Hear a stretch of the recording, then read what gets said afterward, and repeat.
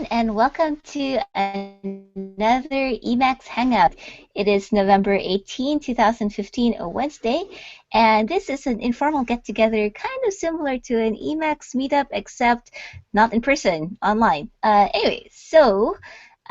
People can share whatever they're working on, whatever they're curious about, any questions they have. Maybe people have answers, maybe people have hints.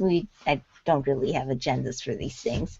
Let's kick off with some introductions. I'm Sasha Chua. I am based in Toronto, and I have a lot of fun with Emacs and Org and all sorts of other stuff. Oh, by the way, if you are listening to this, you can join at the URL that is on the screen, sashachua.com/join-emacs-hangout, which is also on the event page. So, Daniel, if since your microphone works, do you want to go ahead and introduce yourself as well? All right. Hi, my name is Daniel. I've been using Emacs for I think over a year now, so I've hit the 1 year mark, and yeah, I think that's about it. Well, Daniel's also has been working with Summer on the Emacs podcast and Emacs EL podcast. Yeah, Emacs.l. So yeah, we have 2 episodes out, I believe, and I'm working on the audio for the third one. So yeah.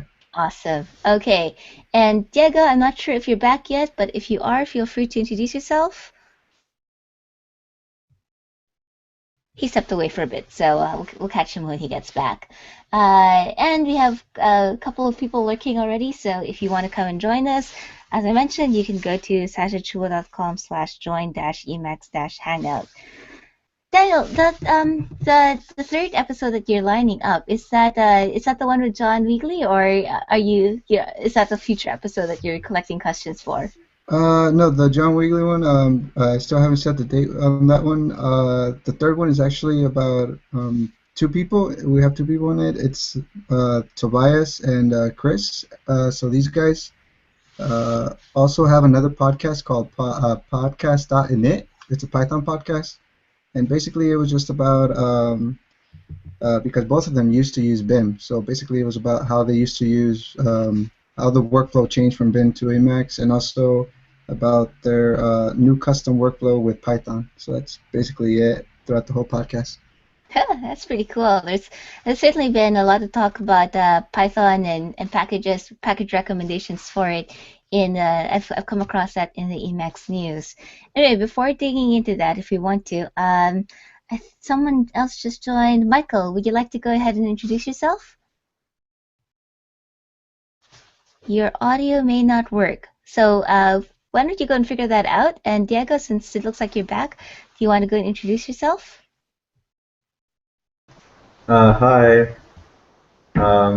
Yeah, one sec. So yeah, I'm Diego. I am the one that made a Sweetgreen package, so that you can order salads from Sweetgreens inside your Emacs. Which is like, it started out as a joke, and then I kind of take it too seriously, and then I implemented it. It was like crazy stuff that happened. I've been contributing to Spacemacs for almost a year, and yeah, I mostly tell people to use Spacemacs rather than just Emacs, just because they have so much stuff configured out of the box, and it works pretty well. And now they can get food out of the box too, basically, is what you're saying. Now they can get food out of the box, literally. Did you ever get that mixed dressing thing sorted out, or is that kind of a limitation on the Sweetgreen side? Oh, actually, I sent an email to asking for that feature, but I don't know if it will go.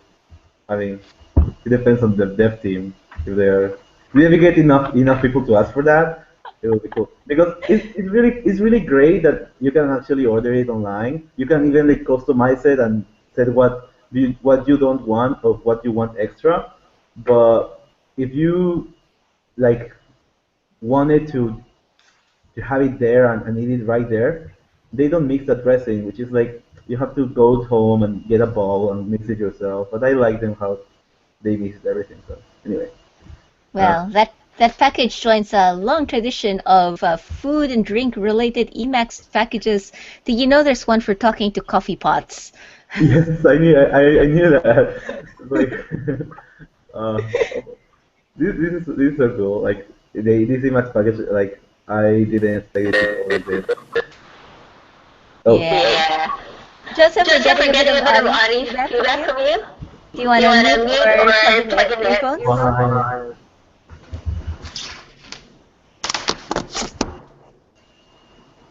I'm going to mute Joseph temporarily, and you can unmute yourself when you've got your audio sorted out. But in the meantime, let's do some more introductions since more people have joined. Dan, would you like to go ahead and introduce yourself?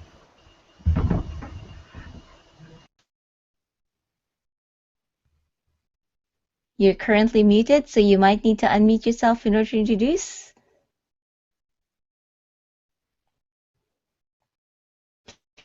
Anyway, at some point when you're ready, Dan, and I will take a break again. Oh, there, Joseph. Introduce yourself? Hey, first of all, is my audio? Yes. It's okay now? Well, there's still a little feedback, but I think we got Sorry about that. I have a headset on. Well, my name's Joseph, and I'm an Emacs user. I think I was at the first, the one that you called experimental Emacs Hangout. They're still very experimental. Okay. That's cool. It has been a while though, which is great. Yeah, but I think I just looked tonight. It was back in like June or something. Okay. Hey, where is everyone from? As I mentioned, I'm from Toronto, and it turns out there are a bunch of Emacs geeks here as well. That have been around 36 months. Where people... There is like a very... I'm sorry, the audio, I know, like... Okay, I'm going to meet Joseph again. Actually, Joseph, can you mute and Yeah, sure. yourself? Gotcha. All right.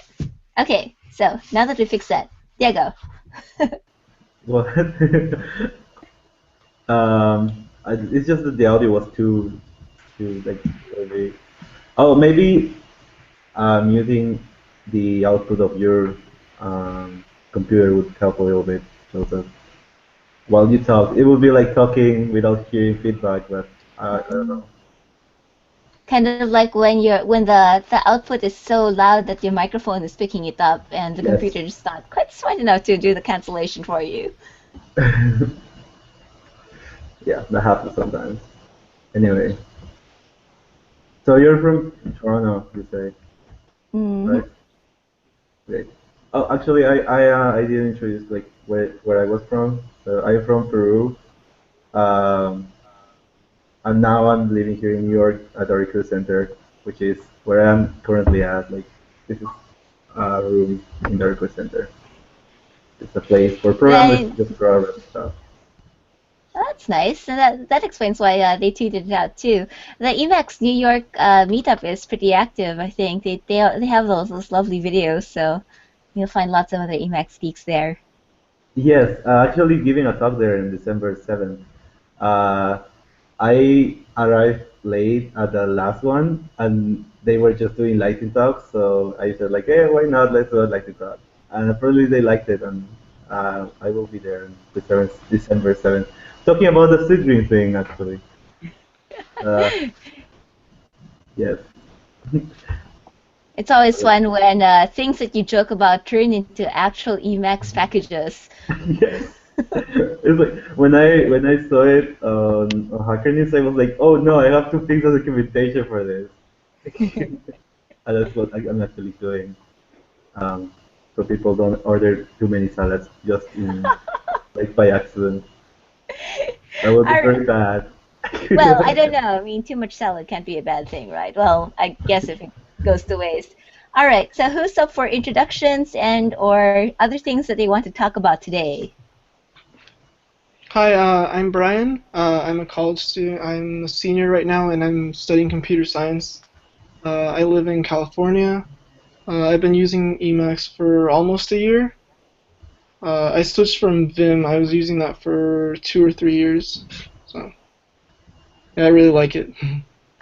Now this makes me curious because we're hearing from a lot of people who started using Emacs about a year ago or so, like Daniel and you. Did something happen?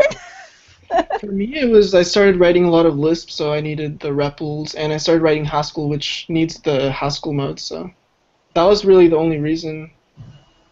Awesome, awesome. Well, now that you're in it, hope you have tons and tons of fun. Thank you. Okay. Will, you've just joined. Does your audio work? Do you want to introduce yourself or bring up something you want to talk about? Sure. Yeah, I just joined. I don't know if you can hear me okay. You can. Good. Yeah, I'm just glad I can join for perhaps only a few minutes, but I've been to a Hangout before some months ago, and yeah, I've been using Emacs for about 2 years. Well, no, I'm sorry. Gosh, what am I thinking? I've been kind of ill lately. About a year and a half. And I use it for maybe 6 months several years ago before that. But I've been a pretty steady user, and I think I've learned from you and many other people. I wonder what did happen like a year or two ago that got so many people using it, though, like you said. Well, I get the feeling that these days there's a lot more happening too, right? With John Weagley becoming the maintainer of Emacs and really working on reaching out to the wider community. He's got me publishing Emacs news, so I've been learning a lot from putting those together as well. And that's something that's been new over the past month since the last Hangout. It'll be interesting to see over the next couple of months to the next year, as people share more screencasts and resources, share more questions and ideas, maybe post their questions in Emacs Stack Exchange and see where that goes and what the community will be like. Yeah, it's a great time to be using Emacs. I love it. I'm very excited about John being a new maintainer as well. It's like when I got the news, it's like yes, we have new the creator use package and many cool packages is a maintainer now. It's like so cool. For sure, for sure. It seems every time I come across a package, it's got his fingerprints in it somewhere. I was looking at ERC, and some of the files have his name on it too. So he's certainly very prolific as an Emacs author. And he promises to make a nicer, more inclusive Emacs Devel, which might not be as relevant to you right now, since maybe you're focusing more on getting the hang of Emacs. But Emacs Devel is that the core developers mailing list, so it'll be interesting to see if we can get more people involved. I would love to eventually contribute to Emacs. It's like kind of like one of the goals after a while. I don't know how much level Emacs is for C or actually GNU C. You have to know though. I have no idea either, but I figure that everything will either you learn by customizing Emacs, and in your case you've been making packages for it also, and then maybe that draws you into more of the core stuff as well. Okay, so we've got a mix of fairly new people here and people who've been using it for a while. What are some of the things that you've been curious about or learning about Emacs lately? Says, not asking anyone particular and hoping someone is going to be brave enough to volunteer. Well, okay, I'll throw something out there. This is probably not a very popular thing to do, but I use Linux most of the time, both at home and at work. But recently, for reasons beyond my control, I need to use a Windows instance at work, and it makes sense for me. But I find that I don't really know how to approach it in a Windows environment very well. I haven't used Windows in a very long time. So that's something I've been working on. I find that using something, well, hang on a second, let me just mute Joseph again. Okay, I find that having Cygwin around so that I can still use a lot of the Unix tools like find and grep and all that stuff really helps when keep my sanity on Windows. And then in some cases, you just got to get used to stuff that doesn't work. But I was pleasantly surprised to find, for example, that Tramp actually does pretty okay with plink and And with Pageant, if so, Pageant does that SSH passphrase authentication thing, etc., and P-Link does that SSH thing. So Tramp lets you edit files remotely, and that actually does work under Windows. I was very surprised to find that. But yeah, it's a bit more of a headache running Emacs in Windows than on other operating systems.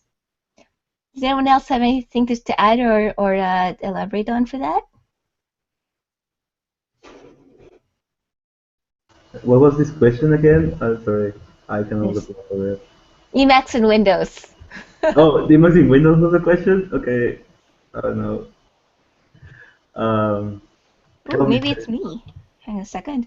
Sorry, they think maybe it's my mic that's doing this. I'm gonna mute when I'm not talking. Go ahead.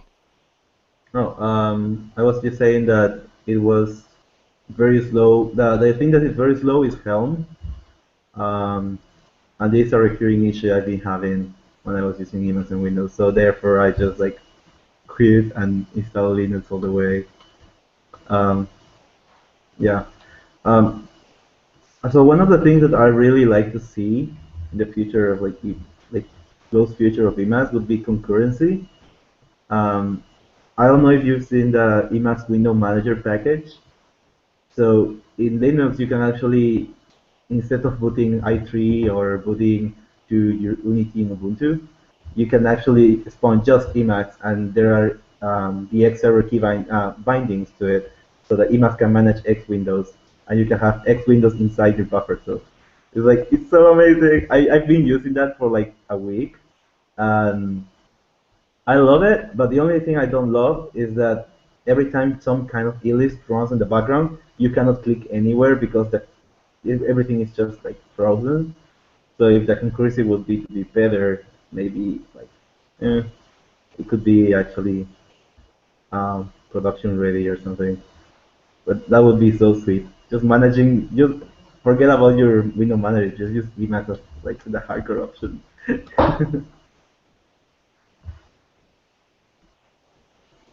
Absolutely. Has anyone else tried that? I saw it. I saw it announced a while ago, and it seems like a pretty crazy idea. You might be the only one brave enough so far. I guess one idea might be to, I don't know, is that something you could run in a separate Emacs process and then just communicate with? Mm, Like, some people play around with inferior Emacs processes or, using Emacs client or whatever to talk to it. But I'm sure people play around with ideas some more. yeah, I'm sure that's it. Mm. What other cool things have people been playing around with lately?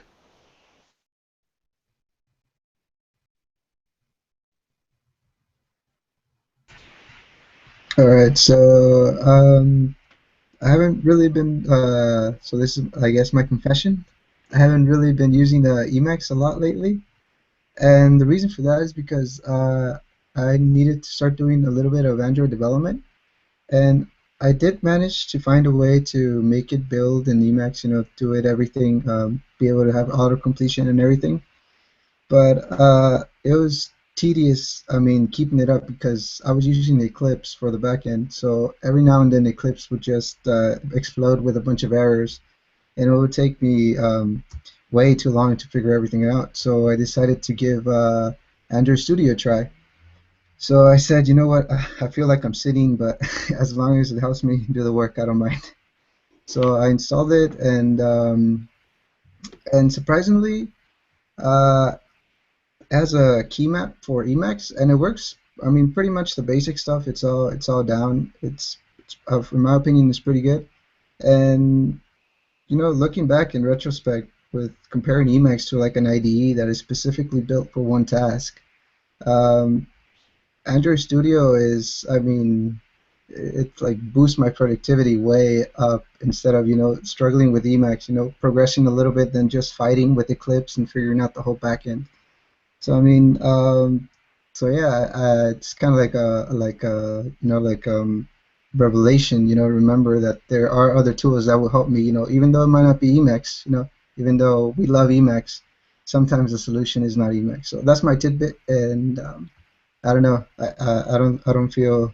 like I deserve to be on this podcast anymore. That's okay. And besides, it's when you're learning something new, it often helps to just learn one aspect of it at a time. So, for example, if you're starting out with Android development, it's one thing to you'd already struggle with the libraries and the concept and the build process, and another thing to struggle with the configuration and not being sure where you're messing things up.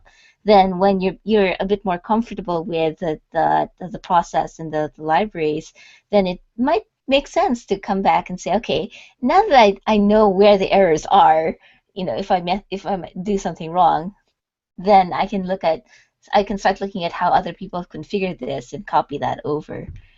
So that, and besides, you can always use something like org to manage your to-dos and take notes along the way, so you're not completely off the hook yet. I still haven't gotten around to start using org mode. That's But you can cool. order salads as well. So Gotta eat something.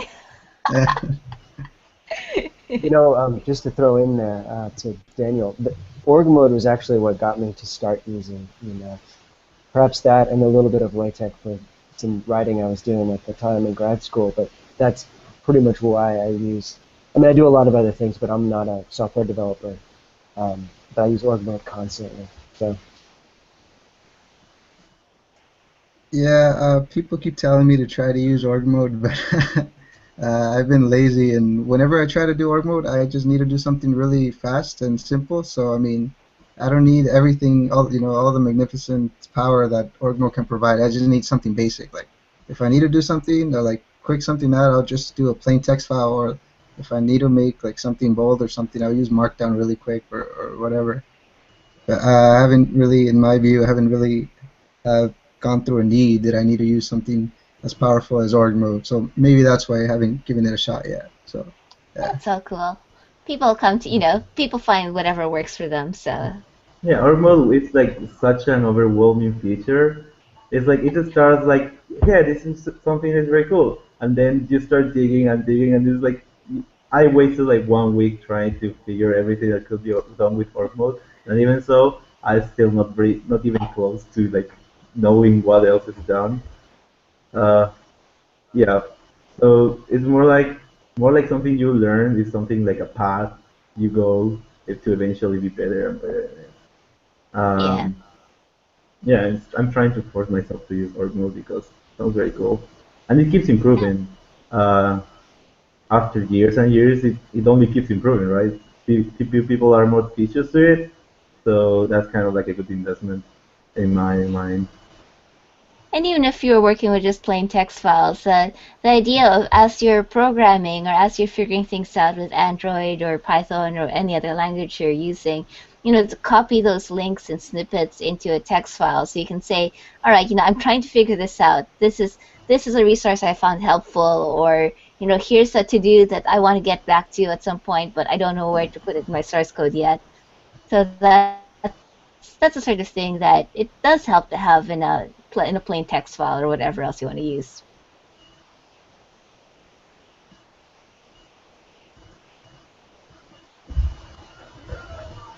What else have people been learning about or been curious about lately?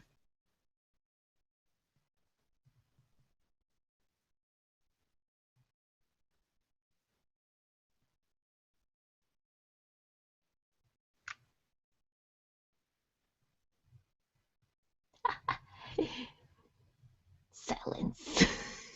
Awkward silence.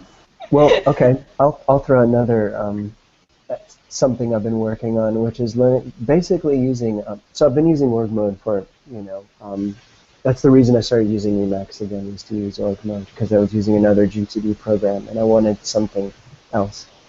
But I've been trying to use email, use Emacs to answer and organize my email because I write tons of it, and I want to be able to search it and get to it very easily, like everyone does. But I mean, I want to be able to search it and organize it and link it back to my projects and do things that make it more useful to me. So I think my problem is not usually that I need to make myself learn things. It's more like how do I constrain what I learn to something that I can manage. And email is a good example of that because I can't actually take on all of the details of setting up an email configuration inside of MU4E or something. Yeah. I don't even know if that's how you say it, but any of the email programs you have. Are you currently doing your email through a webmail client or something like that? Well, on my Linux laptop, I use MU4E, and it's great. Okay. All right. It's very efficient, but like I say, I have a machine at work that runs Windows. That's not very practical to try to run MU4E there, just because it doesn't perform so well under Cygwin. So Yeah. I don't know whether you want to take the approach of having a Linux virtual machine on your Windows computer. It can be quite useful to have that like separate environment where all the Linux stuff actually works. But it might be something to consider, I guess. That's crossed my mind. I think I'm not ready to do that. I've used virtual machines before, but I think there's a part of me that wants to conform more to an Emacs-centric way of doing it and find a way that's supported inside of Emacs no matter where I am, as opposed to taking on another virtual machine. But maybe I'll get too frustrated eventually and decide I have to try that. So. Regarding the issue, I've met someone in the RC that actually has a VPS, and he installs Emacs there, and he DLCs an X server into his Windows machine. And Windows 10 has this nice feature of workspaces. So one workspace is Windows, then he swipes, and then the other workspace is Linux. And he has Emacs there, and he has any Linux utility he might ever desire. So that might be an approach you may want, but you need you need a server that is close enough so that latency isn't that bad. But if you can find that, then that's cool. That's a good suggestion, Diego, and maybe I'll try that too. And perhaps that could even be done on the desktop machine that I have. That might work. If you have one too, yeah, that too. That works too. Yeah, thanks for that. No worries. Before I got my GNU setup finally working on Windows, I ended up also doing that kind of actually just SSH into my virtual private server and run Emacs there, even if it was console Emacs and not as fancy as the graphical one, just so I could use that to quickly knock out lots of emails that the web interface was being, that would have been inconvenient to the web interface. So yeah, sometimes it does help to have another system. Can I ask, is your GNU's configuration, have you shared that on your website? I might have. I should go check. It took me a while to find an SMTP relayer that worked with Gmail. I ended up using something called Email Relay, and if I haven't written about it yet, I will go and write about it because otherwise I'm going to forget. I would be, for one, interested in how you've done that. So. Yeah. The other thing I do is I basically just use IMAP to read my mail off Gmail servers. So not like no fancy searching. I can always use the web interface if I really need to search a lot. But I actually do find it a lot more convenient than the web interface. So, yeah. So I'm going to try one last time, and if I still have feedback, just let me know, and I'll mute. Nope. Everything's You're okay? Perfect. But, there's a teensy bit in the background, but it's so quiet now that I think we can ignore it. Let's see. Maybe I will just try. It's pretty quiet here. I tried two different headsets, but just regarding the searching with mail. So I spent ridiculous amounts of time with different Emacs email solutions, and I tried IMAP with Gmail, and I eventually just ended up downloading all my mail directly to my different boxes, and that way the searching through GNUs, if you use, I used Not Much for a while to try and search, and then I ended up going back to Merrick's, and it actually works quite well. It's shockingly fast. So I have like 20,000 mail in one folder, and I can, do a random query and find the message in almost instantly sometimes. Very cool. So that's an option if you ever do want to try and search directly in Emacs. Merrick's works pretty well. One thing I didn't like about having my GNU set up was that all the spam mail that was automatically detected and labeled or something like Google or Gmail didn't really. I mean, I received everything in GNU's. Like there was no filter whatsoever, no tagging. So that's kind of like one of the that put me off of it. How do you manage that? I mean, I'm pretty Oh, sure no one is safe from spam, so. there's probably a better way to do it, but the way that I end up doing it is I go to the web interface and I go through my social and promotions and all that those other tabs, and I just select lots of conversations and delete them from the webmail interface before digging into GNUs and doing my actual mail. So kind of hackish workaround, but That's actually pretty smart. I didn't think of that. Uh, I will think about it like next time. because most of the time I can just use the checkbox to select all the conversations on this page. I'm like, all right, none of the promotions interest me yet whatsoever. Good. That's better. That's much better. I'll try that. Thank you. I give good news another chance, I guess. So I guess depending on how you grab the mail from your mail server into GNUs, there's different layers for kind of filtering it out. So if you use something like fetch mail, you can pipe it into some sort of mail filter. Like it's been a while since I've done that, though. I think you can filter to like proc mail or something.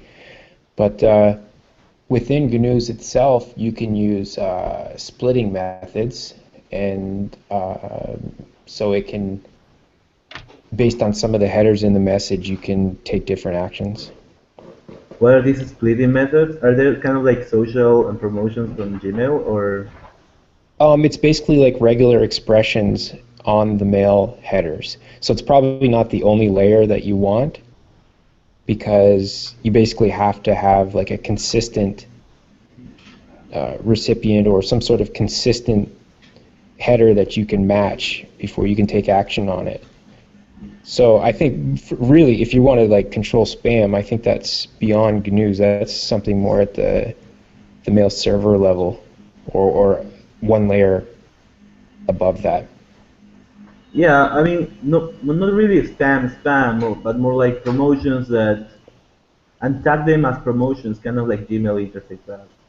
I I see. feel Yeah. like Then the those are filter, the split methods might be work quite well for you then.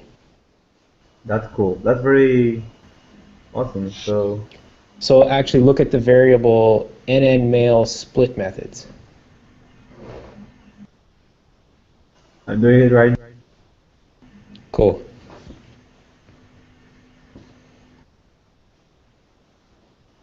I have to activate the news layer. Okay, one sec. Um, well, you can keep on going. I will catch back with you later. Like, don't feel like you have to wait for me. I was just quickly checking if there were interesting headers that you might be able to split by. So I've got one of the messages open and looking at it.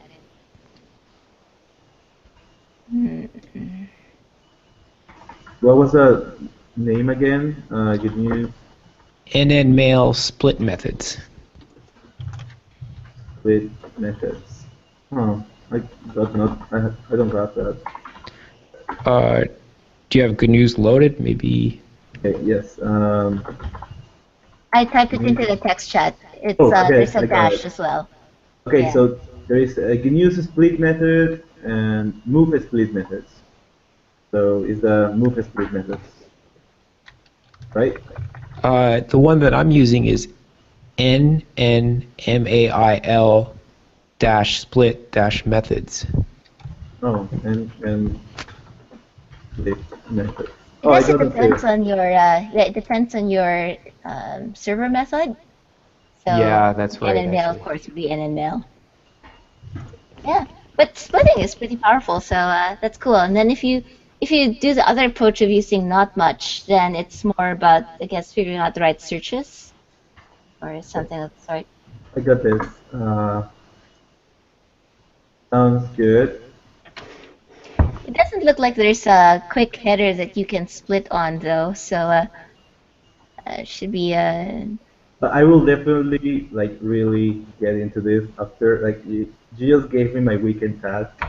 I will I will get into this and I will try to get the most of it. Thank you. Yeah, but Sasha made an important point. I think this really depends on your back end. So I'm downloading all my messages with a tool called GetMail. So that's why, and using an NN what's the back end called again? NN something back end, and so this splitting probably only works with that. I don't recall exactly, but you might have to check that.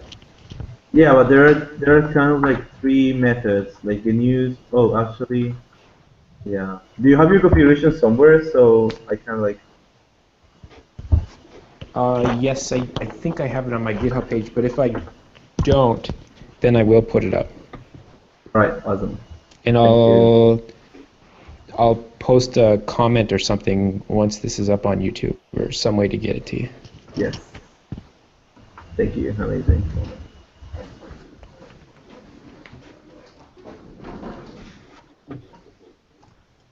No. Lots of new people. Yay. Puneet says he uses IMAP filter for his non-Gmail account. Yeah, so I hooked up IMAP filter before downloading my email. Like I have handwritten filters which filter my email, and then I download. Cool.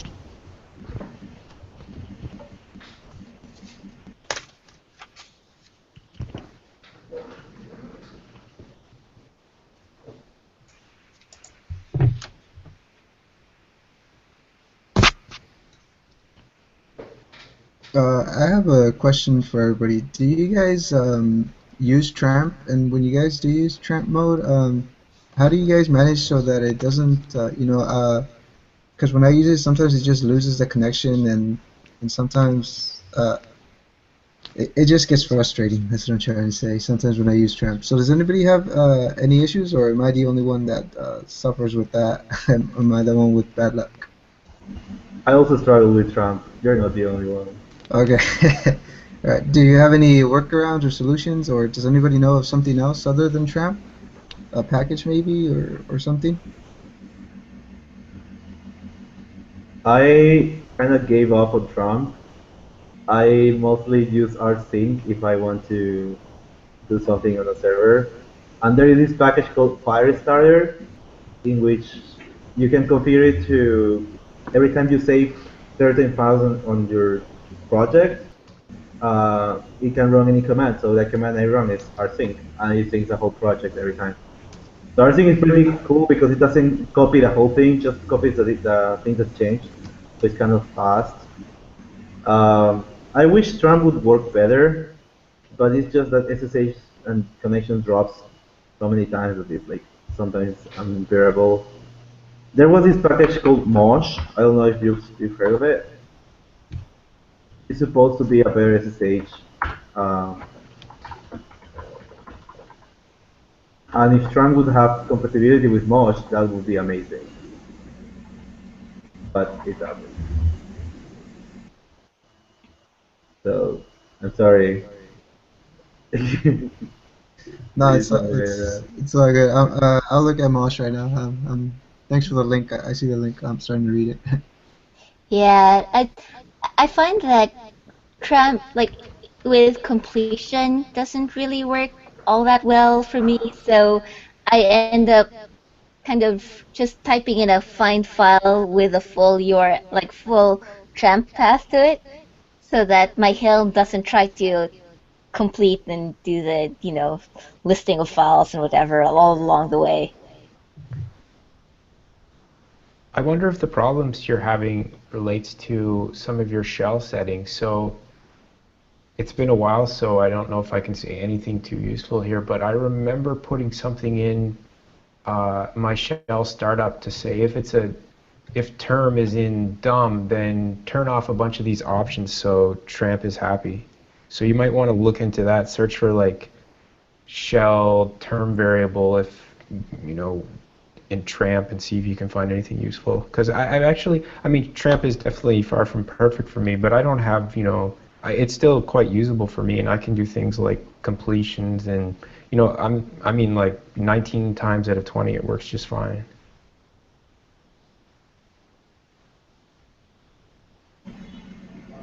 Yeah, and sometimes it helps if, like, when the connection goes down, I just call Tramp clean up all connections, which basically like kills all the connections, and then like I can start editing, and then the connection, like, it connects back again. So yeah, usually like if the connection becomes very slow or it died and the connection failed, it just seems to help most of the time. Yeah, or kill the Tramp buffer, Yeah, and it'll just start a new one when you try again. yeah.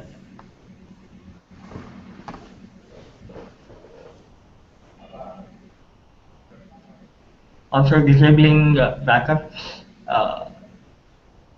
I think right now, like previously, backups used to happen locally, so there was a lot of data transfer. So I think on the Tramp Emacs wiki page or something, like there are settings to disable backups and stuff, like some optimized settings, which also help. Yeah, it definitely makes sense to keep the autosave and backup files off Tramp and in your on your local system. No sense in doing that kind of copying back and forth.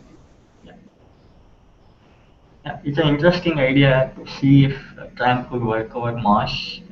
Maybe someone should look at that.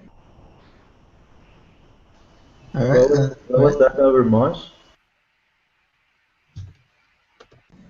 Yeah, like I wonder if Tramp could be used through Mosh somehow, so that like unreliable connections don't be such a problem. Yeah, Yeah, but I mean, do you know if there's work on it or something? I mean, I haven't been actively looking. yeah, I don't know, but maybe I can take a look. I'm not sure. Yeah.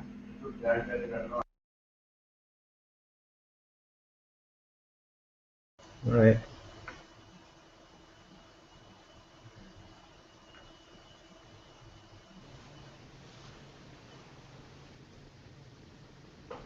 So you mentioned this window manager that's, well, basically it's using Emacs as your window manager, and that sounds like pretty awesome, but the concurrency issues uh, probably mean it's not so usable yet. So I think the next best thing for an Emacs user might be a window manager called Stump Window Manager. It's pretty awesome. It's like the Emacs of window managers.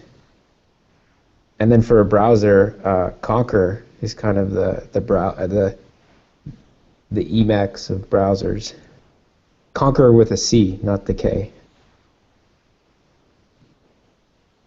So those are some, what I think anyway. I know it's pretty subjective, but some pretty cool Emacs-like tools when you can't be inside Emacs. What do you like about them? So Conquer, I like that by default, it's very customizable, first of all, just like Emacs. By default, it uses mostly Emacs-like key bindings. You can control just about everything with the keyboard and rely less on the mouse. The configuration for Conqueror is JavaScript, and the configuration for Stump is Common Lisp.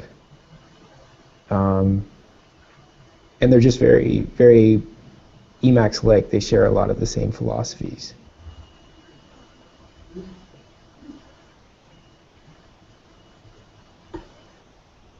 I tried Stump WM for a while. I basically tried almost every window manager on Earth on my file. Like every week I would change um, until I got it configured enough. So I was like, okay, I'm ready to move on.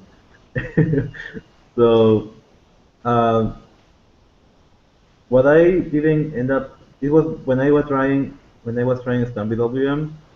I wasn't, I mean, I was kind of like a newbie in this, so I didn't understand well how to do it. But it was very cool. So I totally recommend it for people like really want to try something different. The only thing that might come as a shock is that last time I checked, they didn't have floating windows, but you're in a Windows tiling manager, so floating windows is kind of like the opposite of it. So yeah, it's cool to try it out. But, Yeah, floating windows is uh, kind of hackish at best in Stump, unlike some other tiling window managers like DWM or i3 or actually I'm not sure about i3.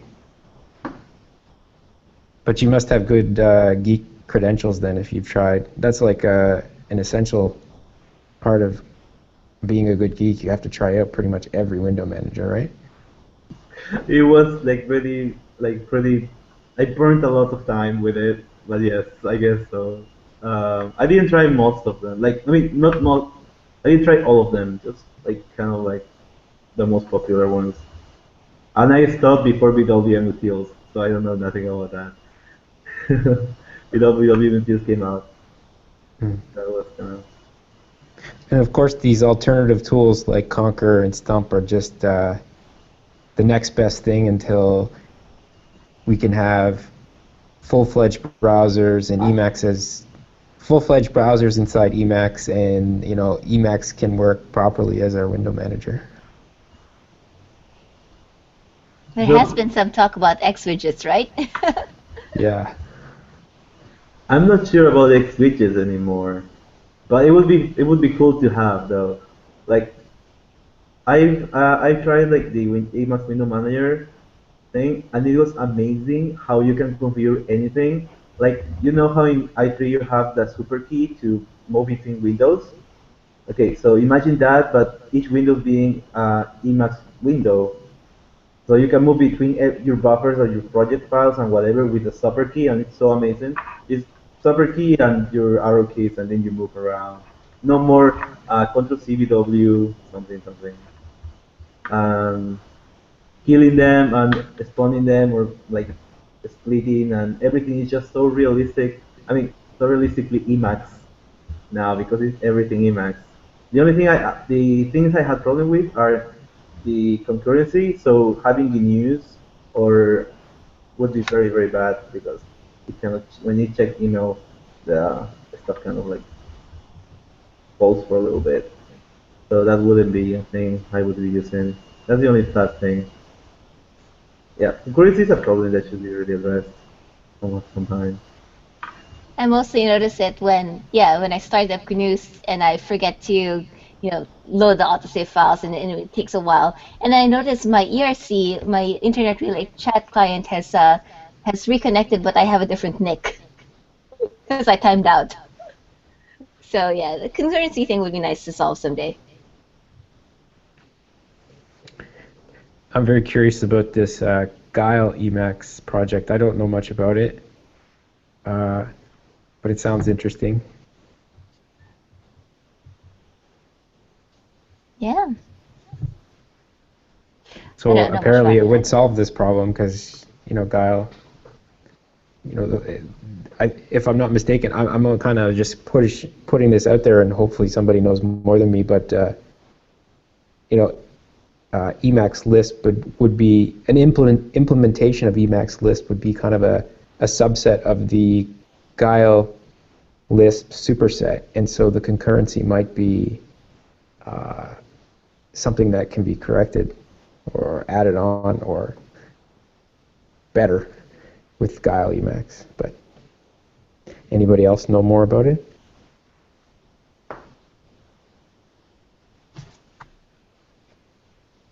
I only know a little, but I suspect it's a long way away. And I'm not sure. I think Emacs itself has concurrency issues or assumptions where everything runs on a single thread, or all the Lisp runs on a single thread.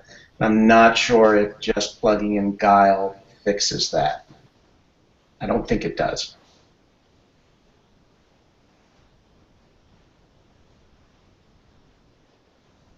Well, on the plus side, there are plenty of things to keep us busy until people sort all of that stuff out. There's all the packages and all the updates and all the other interesting things to play with.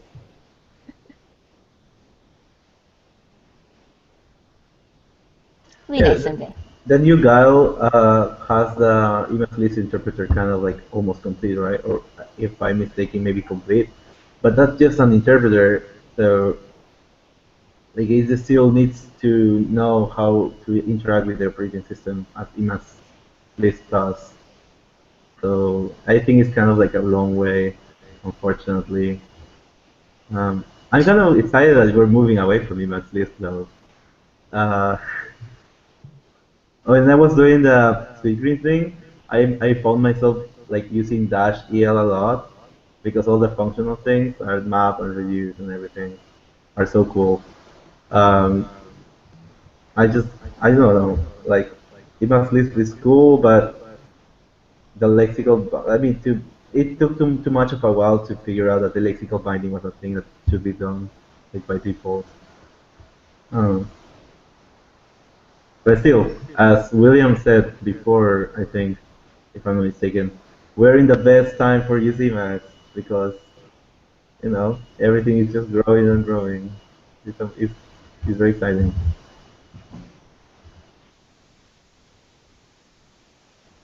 Packages are exciting, so you can kind of just another layer of extensibility in Emacs. You can really make it your own now with the hundreds or thousands of packages that are available. Well, I'm very happy I've got that code to just show me the new packages that have been added to, because there are so many, both new packages and updates every day. Yeah. If you're curious what the new packages have been, they're in the like one of the last sections of the Emacs News digest thing that I put together. That's been really useful. It's pretty straightforward code too. You just take the package archive contents or something like that, and you save it periodically and compare. But yeah, there's so much stuff out there.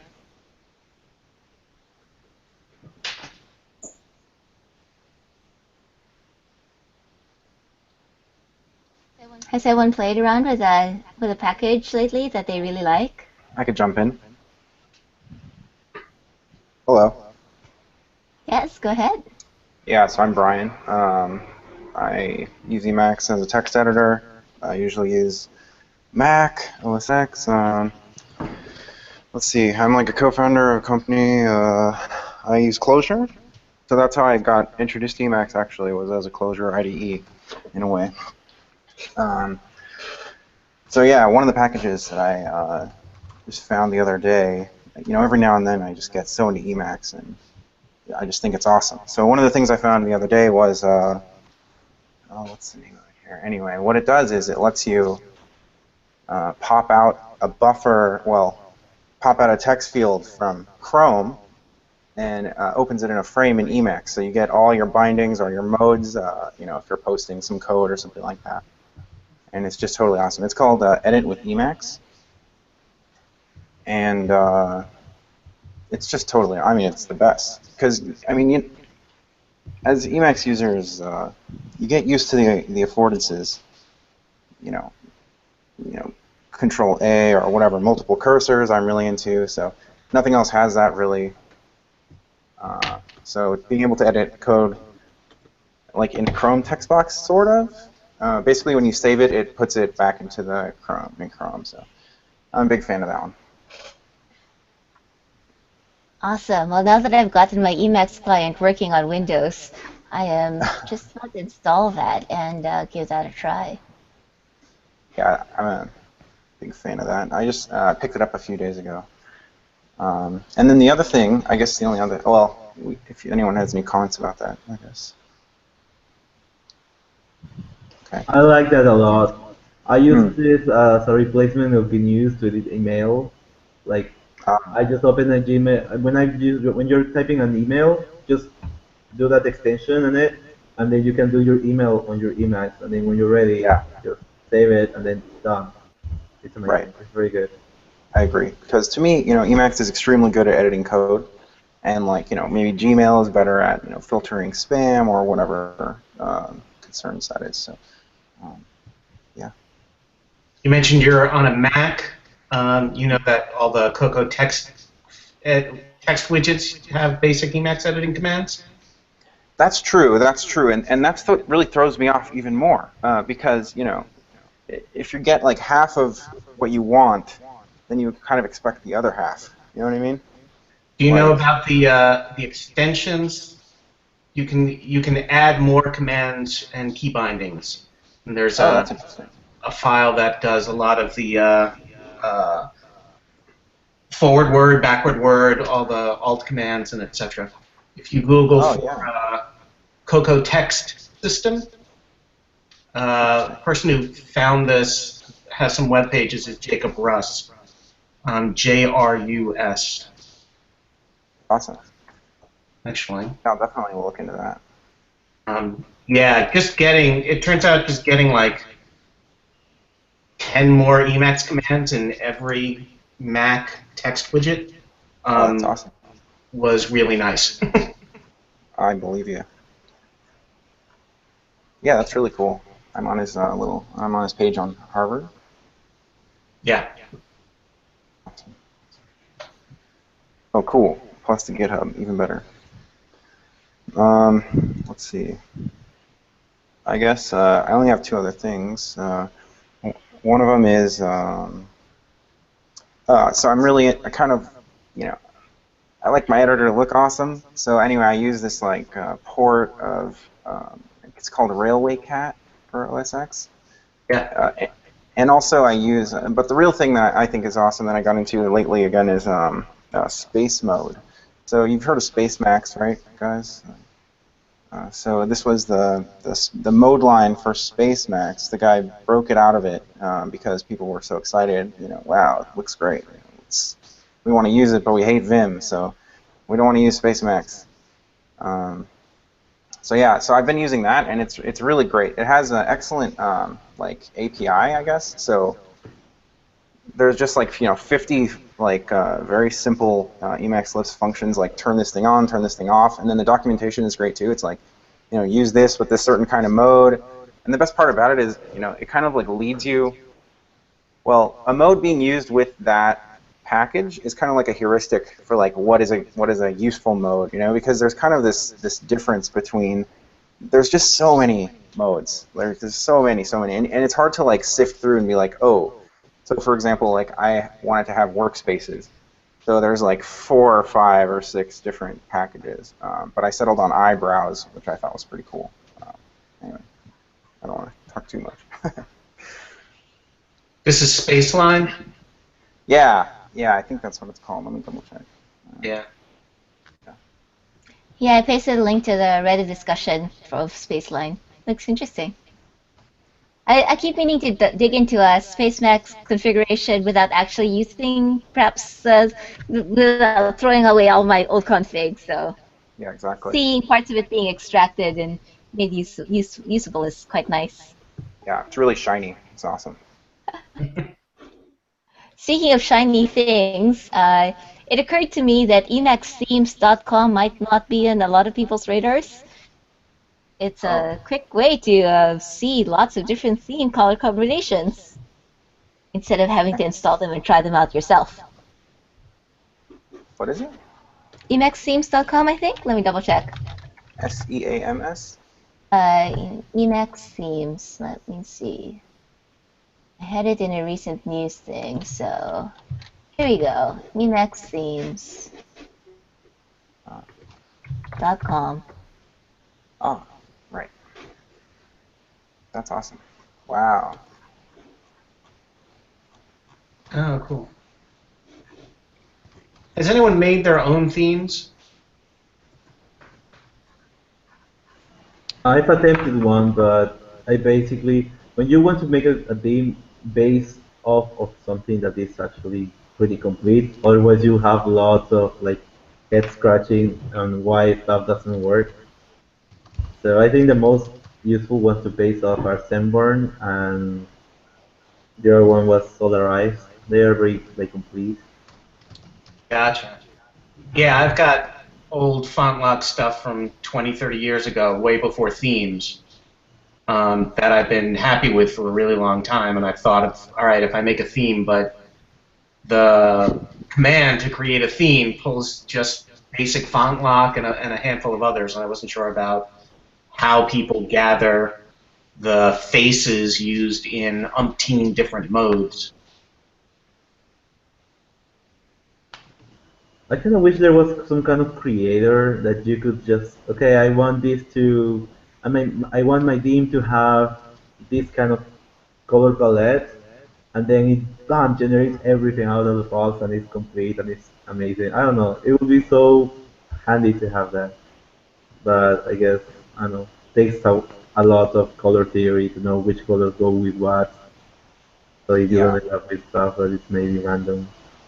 And I Yep. think there's like a problem around themes where, everyone has different modes, so these modes require different, like, I don't know, font locking or kind of some kind of styling, right? Like, so, like, if I run a test or something, it's Well, going to highlight the background red, right? Oh, they sorry. all define their own faces, and they don't all pull from standard Yeah. faces. And in fairness, in a lot of cases, there aren't applicable standard faces. Yeah, I think that's true. I think that's basically the problem. And also, like, with many, like I use Helm, right? I guess a lot of people use Helm, but that's a problem too, because no one like designs this. Okay, I need to support Helm. I need to support this, weird small libraries test mode. There's like a lot of issues around that, I think. Yeah, I think Helm faces are what got me looking into it, because he defined them from pure colors and not choosing them from base faces, which is very frustrating. That can be very hard on the eyes. Yeah. Yep. And if there are newbies listening to this who are like, I can change the colors, you can use LaTeX customize dash face to change your own colors to make them less annoying in the, for example, the Helm conflict case. Yeah, but bad part is that if you're in code, then you can customize face at point, which is even more useful. But if you're in Helm, you can't really Yeah. know Right. what face are you customizing. It's like, No kidding. Yeah. Because The it's trick. there and you can't interrupt it. yes, it's kind of frustrating. Something that I found works pretty decent for me is, again, I rip off Spacemacs. So the Spacemacs theme is pretty good, especially with Helm, I've found. You might want to check that out. They have a light one and a dark one. I'm a recent convert to Helm, and yeah, I spent a day or two going through all of the faces and trying to map them to basic font lock keywords. Got reasonably successful for me, but then it got difficult with all of the extra Helm packages of, well, what should ls-git do, and what should Helm grep do, and blah, blah, blah. There's this one theme that I use a lot of the time. It's called Mo theme. I'll put it in the chat. Oh, It that's a good one. has a lot of faces to find. So many. I think it's like the most complete theme that I've found. So whenever I'm not sure and I can't look at the cursor, you can't place the cursor there, then I usually just go and I look at the Mo theme and try to find it on there. That is like one of the best themes. Yeah. Yeah, with that one of the really cool things is you can change the color of the mode line with like a command. So I don't know. There's all kinds of possibilities there. It's so moist. Yeah. I like Well, it. there's something cool I found a couple weeks ago. So I've been writing a lot of LaTeX for class, and I've been writing it for months, and then I just realized that you can actually preview the LaTeX and like replace your text in the buffer itself. Like instead of having to go and open up your PDF, you can just like preview it on there, and it looks really cool. It looks like the document is in the buffer itself. So Wow. I can demo it if people want. Yes, Sure. please do. You can hover over the left side to get to the green monitor icon with the share arrow. and then you can share your desktop or the specific screen. Can you see it? Yep. Yeah. All right, so I'll just choose like a small part of it. I think I'll just choose like this block right here, and then you do like Control C, Control P, Control R for the region, and it just has it right here in Nice. line. Nice. It's so crazy. It blew my mind because I'll render it and then I'll just open view again and it'll show it. But like this makes it so cool because it's like in there, you know. Yeah, that's great. It's really cool. Yeah. Brian, if you're using a lot of LaTeX and Octec, you might also appreciate something called Knitter or SWeave. Knitter is kind of the newer, kind of a replacement for SWeave, but it's sort of like Org Babel, where it allows you to actually embed source code into your document. So instead of like writing some code and seeing the output and then embedding it into your kind of LaTeX document, it's all kind of weaved or knitted together into one document. Oh, that sounds really cool. Do you think you could paste a link in the chat? Yeah, sure. Great. Yeah, because I tried doing the like org mode and then having LaTeX inside org mode, but then you don't get the LaTeX highlighting, and then setting up the exact LaTeX template that I want gets a lot trickier in line with org. So I switched back to just plain LaTeX. Yeah, I struggle with that too. I used to use org mode and LaTeX, but only for very simple stuff. Otherwise, you have to configure org very heavily, and then the payoff is not like balanced. So Yeah. most of the time, I used to also do LaTeX in the end, like just like fine, I'll use LaTeX. Yeah, the one thing that I don't like about LaTeX is the tables, because tables in org are way easier.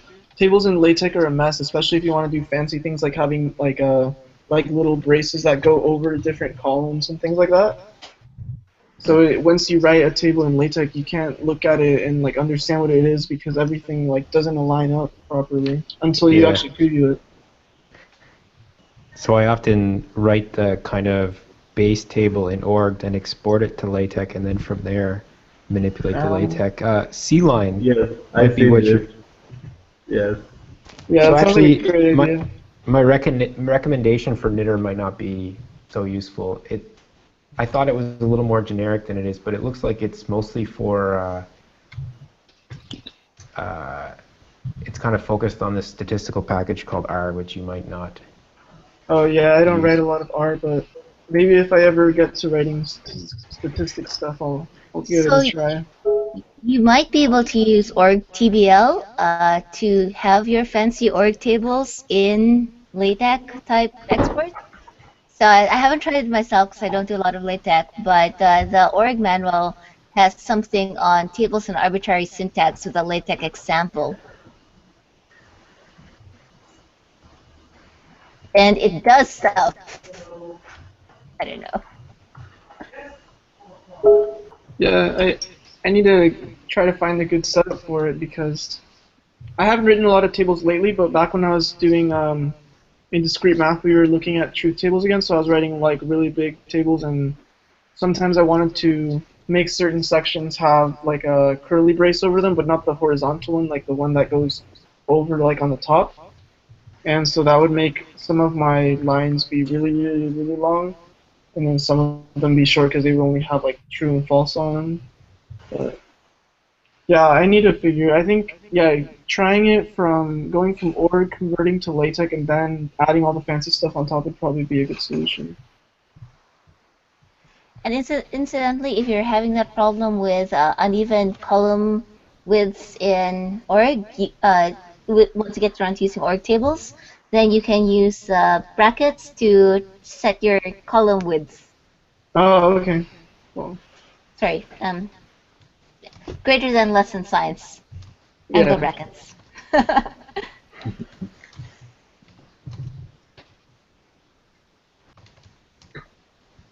Regarding the Dan's comment about, sorry, Brian's comment about the, I mean, I don't know, Space Max and Beam, it's like, Yeah. I kind of like I'm not attached to any of those. I started using editors or terminal editors with Vim. I kind of got used to it after 2 weeks, and I was like, yeah, my friend was switching to Emacs, and I was like, it sounds like he was having fun, so I started Emacs as well. But then pretty soon, I kind of installed Evil Mode and then just follow with it.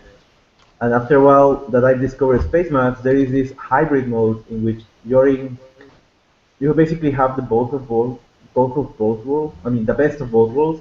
Like you have Vim or Evil, but when you go into insert mode, you have Emacs key bindings. Ah, That's crazy useful sometimes because I really like the movement speed of Vim, that you can really move very quickly and edit inside stuff very quickly. But when you're in insert mode, you have to go to normal mode to move. But if you have the hybrid mode, you can just move with Emacs key bindings if you just want to move 2 or 3 spaces to the left. So that's crazy useful. And also you have multiple cursors in insert mode, and in normal mode you also have multiple cursors with another package. It's kind of unstable right now, but it's very efficient for me. So just trying it out there. Like there is this hybrid mode. I hope it makes it as a package so people outside Space Max can try it without trying Space Max, because I think there is some kind of resistance over having a whole configuration. It's overwhelming, I know. But a way of making people interested in it is just taking packages and make it go outside so people can use it, kind of like a space line. right. Or the themes. Or the themes, yes.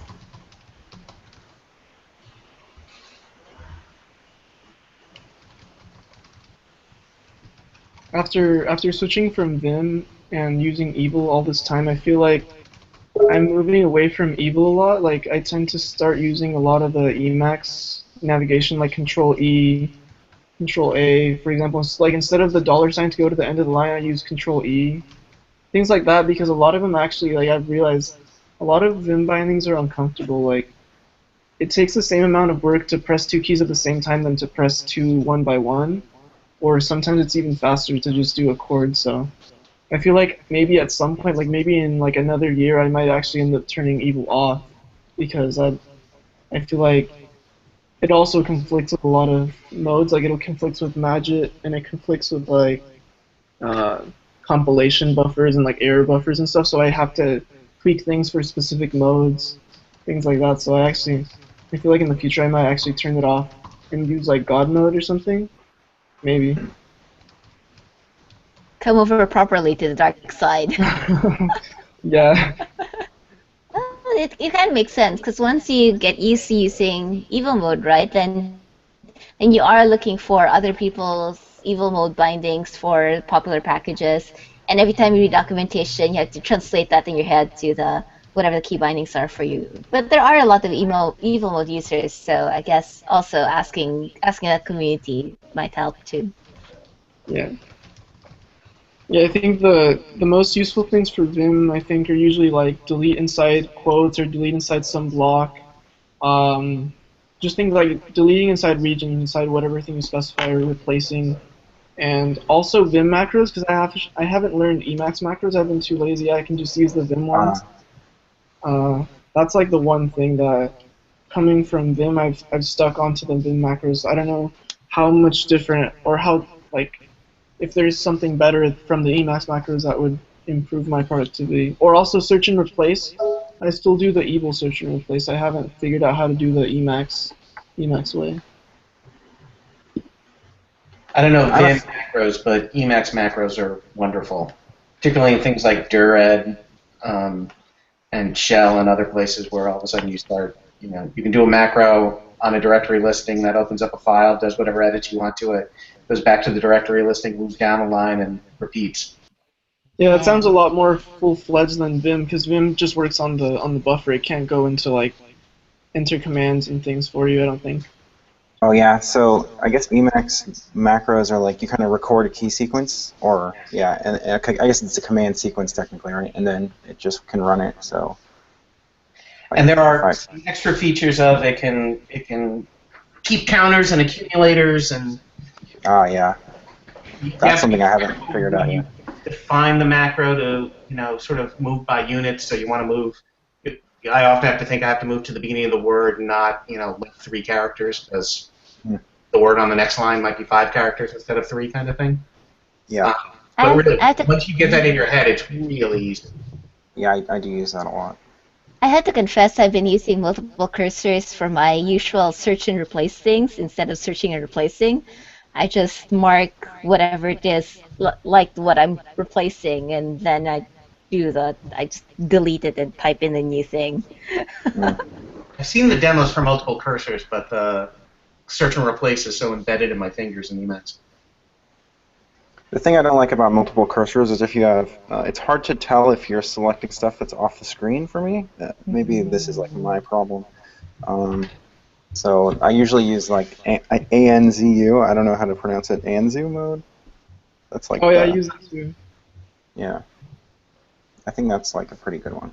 I feel like multiple cursors is broken on with Evil. Like even with there's like a specific Evil package for it, but multiple cursors doesn't really work that well, especially when you press escape. It like messes up all the cursors. Like they just go crazy. So. Okay, so I guess you're stuck learning the keyboard macros, which people have observed are very powerful. Yeah, that sounds really cool. Yeah, like they're really easy to get started using. It's like you just like hit a. For me, it's like Control X open paren, and then like you do something, and then you do Control X close paren, and then whenever you hit like F4, it'll replay it. Basically, I think that's the default bindings. Yeah, that's a lot how the Vim ones work. Except I don't think the Vim ones can do anything like calling commands or anything like that. It can just work on the text. Oh yeah, okay. Yeah. Also, by the way, if you're doing macros and you need to work with like several bits of text, like instead of more text than your kill ring and your mind can deal with, then registers are another thing to look into. So I often end up using a register, like I'll save something into register A and something else into register B, and then in my macro I'll insert either of them. Yeah. Do you guys have like a source, like a good like I guess besides like the RTFM? Yeah, the Emacs version is great. Yeah, okay. Let's see that. There's got to be someone with a nice video on demonstrating macros and stuff. Yeah, probably like Magnars. Yeah, I mean, if you've got a quick question, we can probably even put together a quick demo right now. Oh yeah, I assume the Mastering Emacs books has a good chapter on macros or section. Oh,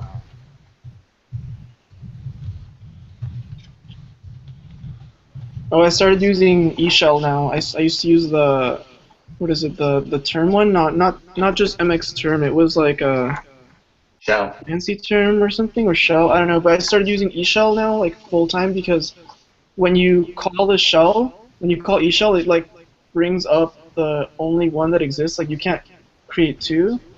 Because before I would end up with like 6 or 7 terminal buffers everywhere, and they'd all just be 1, 2, 3, 4 because I didn't want to rename them. But now when I use eShell, I just call it, and it brings up the same one. And also, if you try to open a file, but with like the term one, it'll open it from wherever you were when you spawned the term.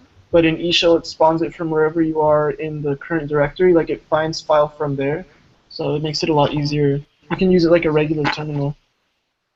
If you ever needed to open up another eShell, you could use Control U, and then call eShell again, and it'll open up another buffer.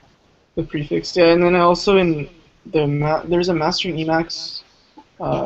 There's a blog post about like a Plan 9 thing, like a Plan 9 smart shell that you can turn on, where like if you run a command in eShell and it returns like a error number like 2 or something, instead of giving you a blank input line, it'll give you the line you just enter so you can edit it.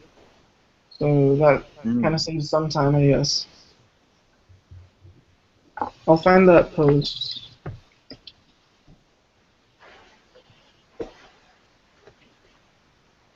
I could do like a really quick demo of this really cool package called Volatile Undo.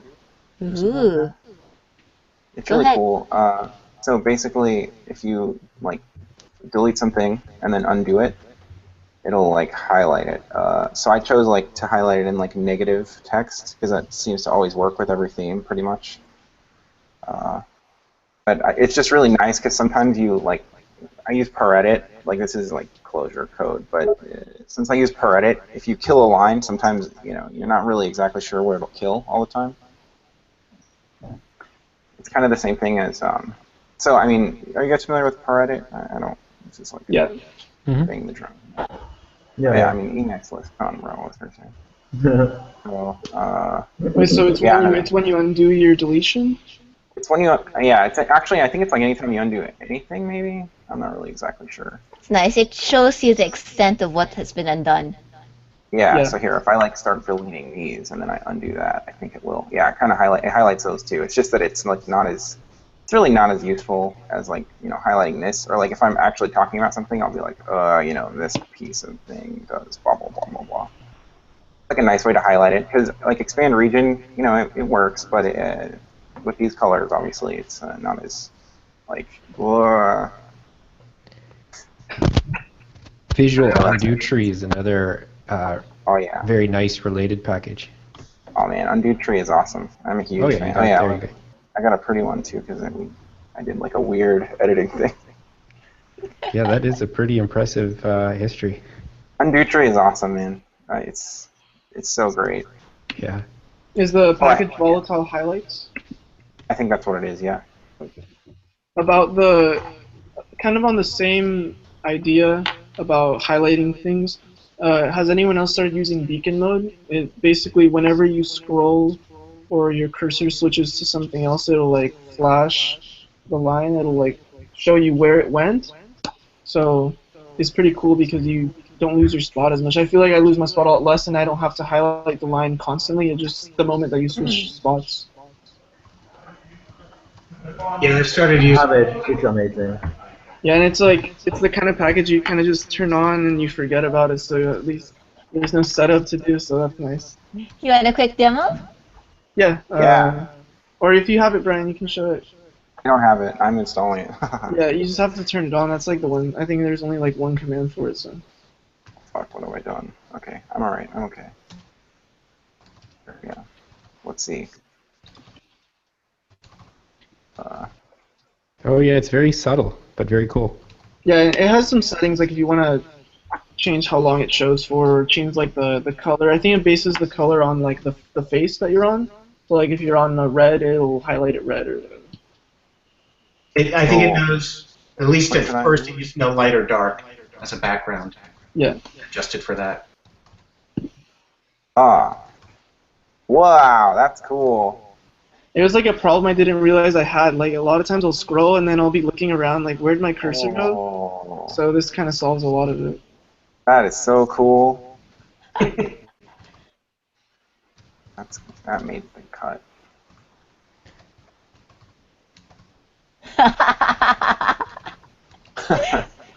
Yeah, that's a good one. And this is why it's nice to hang out with other Emacs geeks. Another really simple one that I find very useful is actually, let me verify. I have it bound to meta Y. Control X. It is Helm show kill ring. So when I'm not sure what's on my kill ring, I just do meta Y, and then I get brought up, a Helm buffer is brought up, and I see my kill ring, and I can select it with Helm. It's very, very useful. Oh yeah, that is a good one. Does anyone have a good way of like commenting out code and, like for example, usually like if I'm trying something and it's not working in some of my programs, I'll copy a region, I'll create a duplicate, and then I'll comment out one of the two, so I can just go back and like keep my old version. And I don't know if it's probably something that somebody's already solved, because I was trying to just write some quick elos to do it for me, but I tend to do that a lot. There's escape semicolon, which I think is comment. Do what I mean? Yeah, I usually do. Is that it? Just comments the region, right? Yeah. Well. So what I do is I'll select a region, copy paste it, and then comment out one of them. And I do that so much. Yeah, if the region's not commented, it will comment it out. If the region is commented, it will uncomment it. Okay. You might also consider using your version control system for this purpose. Yeah. So Yes. that'll be Keep another keep things approach. in Git, but for like quick edits, sometimes Oh, I. you might actually do. I do that all the time. So when it's actually code you might want to preserve in the future, just do a commit on it, and then you just git time machine, and then check back on the thing it was before. And if you're in the same region, then even you don't have to do any searching at all. It's just like git time machine shows you what it has been before. I mean, in the previous commit, and you can just see it. And then when you're done, and you can even edit it. I mean, copy whatever you want. And when you're done, you press Q and you exit, and you go back to your actual changes. So you don't have to pollute everything in your code. What is that Uh, called? time machine, Git time Time machine. machine. Yeah, that's a Okay. good one, man. I It use open. Magit a lot, but I haven't. The most complex thing I've done probably is like rebasing or squashing. I haven't really gone too deep, even though I've been using it for Well, years. that's complex enough. Oh yeah, I'll check out this Rebasing and time machine. squashing. Sounds really good. Yeah, I the time see. machine thing is really good. Yeah, Brian's got a time machine demo. Yeah. Oh, that's true. So here I am at like the first commit of this file, and then as I like hit N and P, it goes back and forth through time. You can see like my horrible code practices or whatever. So Yeah. it goes back on like the current hunk or whatever it's called. Whatever it's whatever file you're in, like it'll go to the most current commit that this file is changed in. For So it's like actually the just like region or for like the whole buffer? for the whole buffer, for the whole Okay. yeah. I don't think you can do it for the region, but I could be wrong. Oh, because Well, can't get do like go back 10 minutes ago or something like even relative time. that You can it use only works undo tree with for that couple. one too. Oh, okay. Oh, that's true. I do that sometimes. Wait, undo tree can undo time? Yeah. You can. There's a Yeah, sure. so there's a Oh, config option that you can set to tell it to show you the timestamps, Yep, right and beside also the. to show diffs if you like them.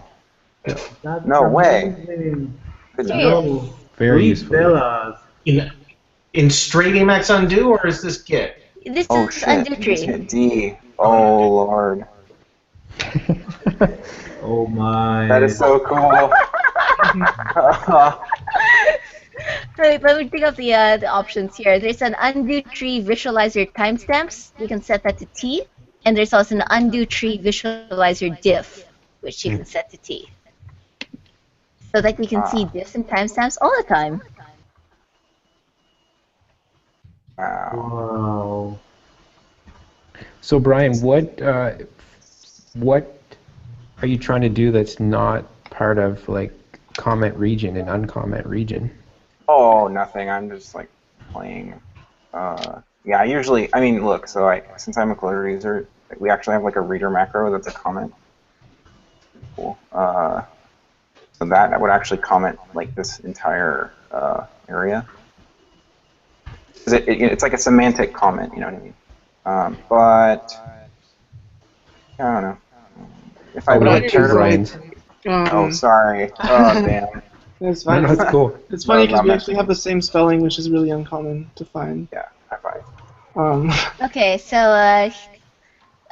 font size might be a little fun. Actually, let me try to resize this and see if it makes it any better. So this is undo tree on the left side over here. And you can see here it shows you relative time offsets. And you've got the diffs automatically showing too. That's so cool.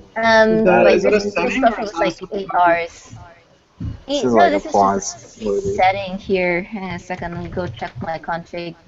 That's all I got here. Set undo tree visualizer timestamps and undo tree visualizer diff. Oh, okay. Could you put that in the chat, please? Yep, it is. Oh, okay. Oh, yeah, I see All it now. right. It's so awesome. That seems like it might Oh, should be the sorry. default for the time. Sorry, go ahead. I don't know. People might not have diff, that sort of thing, right?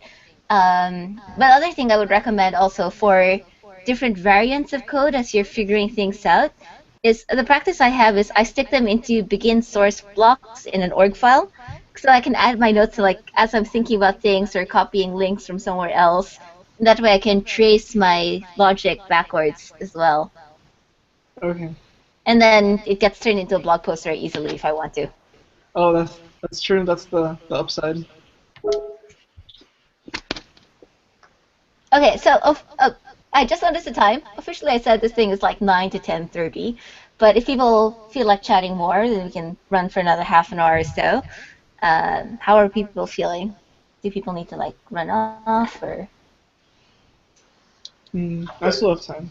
I actually have to go get lunch, so I'm gonna actually log out. So Yeah, I thanks, think you I'm guys. running off too. Thank you so much. Very helpful. For sure. Awesome. I discovered many things today, so thank you.